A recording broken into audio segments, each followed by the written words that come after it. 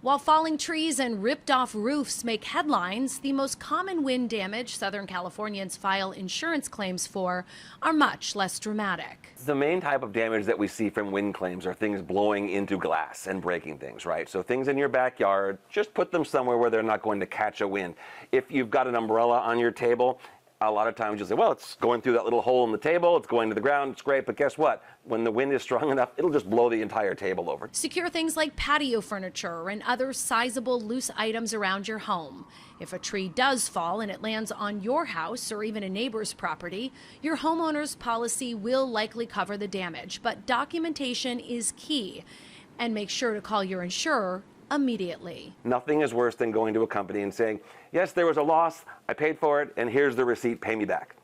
They're going to look at you and say, you're kidding, right? Are insurers going to want you to properly prune your trees so they can withstand the winds? I haven't seen them come out and say, per se, that we want you to do it because of wind. It's usually under the auspice of danger from fire, right? Yeah. They don't want to have the trees really close to the house, hanging over the house, God forbid, leaves touching the house that are still attached to the tree. So I think that, again, a little bit of maintenance goes a long way. Insurance expert Carl Sussman says homeowners' policies typically cover wind damage to the dwelling, but also to personal property, like patio furniture. It will likely cover debris removal as well. But before you file a claim, consider the risk. We want to keep our premiums down. We want to keep our loss-free credits active. So you're not going to want to put a claim in for a few $1,000s. Because if you do, you'll lose your claim-free discount, which is typically 10%. And you could be dropped by your provider when you're up for renewal.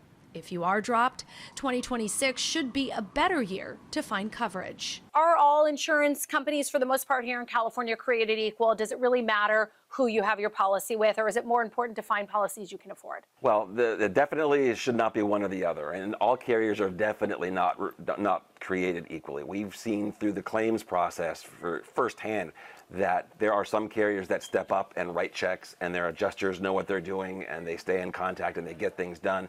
And there are other carriers that actually just do not do that, where we have to push to get every little thing done. Give me your top 3 easiest insurers to work with when you have a claim.